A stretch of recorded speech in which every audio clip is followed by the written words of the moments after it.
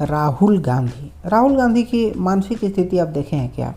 क्या कभी ऐसा हो सकता है कि कोई भी भारत का व्यक्ति हो, भारत के प्रधानमंत्री के बारे में बोलता है कि ट्रंप ने नरेंद्र मोदी को फ़ोन किया, ट्रंप ने बोला कि हे नरेंद्र सुन, तुम हमसे डर और जो हम कह रहे हैं तुम कर, और तुम एक नहीं कर सकता, वो नहीं कर सकता, तुम पेट्रोल वहाँ से नहीं ले सकता। इस प्रकार से बात राहुल गांधी के मुंह से भारत के प्रधानमंत्री के लिए करना कैसी कैसी आप सोचिए कि कैसी मानसिकता है, कैसी राजनीति है कि इस प्रकार से किसी विदेशी के द्वारा भारत के प्रधानमंत्री को डांटा जाए।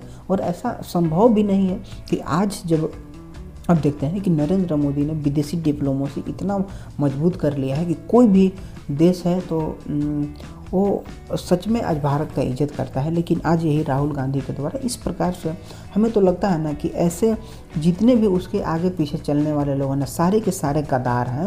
यदि किसी में भी थोड़ी सी भी देश के प्रति ज़मीर रहता ना, देश के प्रति देशभक्ति की भावना रहती, तो वहीं पर तड़ाक तड़ाक मार देता थप्पड़ से, इस प्रकार से जैसे वो बातें करता है।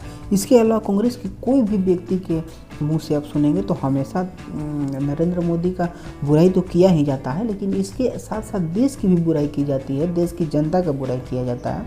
आपने देखा कि पश्चिम बंगाल में कैसे ममता बनर्जी भभक रही है और बोल रही है कि जो भी बीजेपी को वोट देगा वो बंगाली नहीं होगा।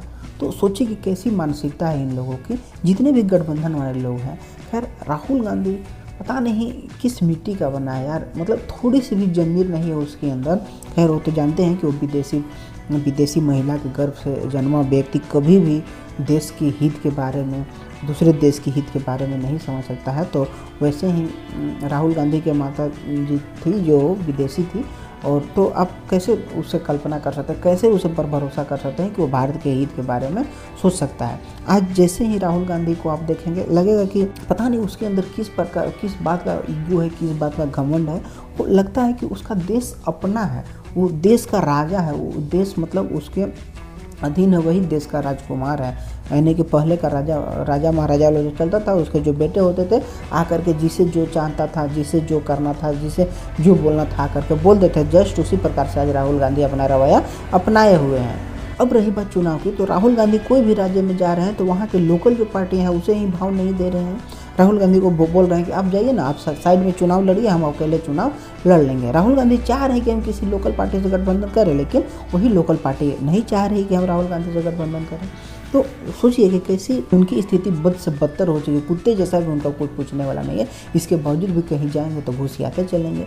आज उस समय में ऐसा समय है, आपको एक एग्जाम्पल बताते हैं कि जब जम्मू कश्मीर में आतंकवादियों की तूती बोलती थी, तब जाकर नरेंद्र मोदी ने लाल चौक पर झंडा फहराया, तिरंगा झंडा।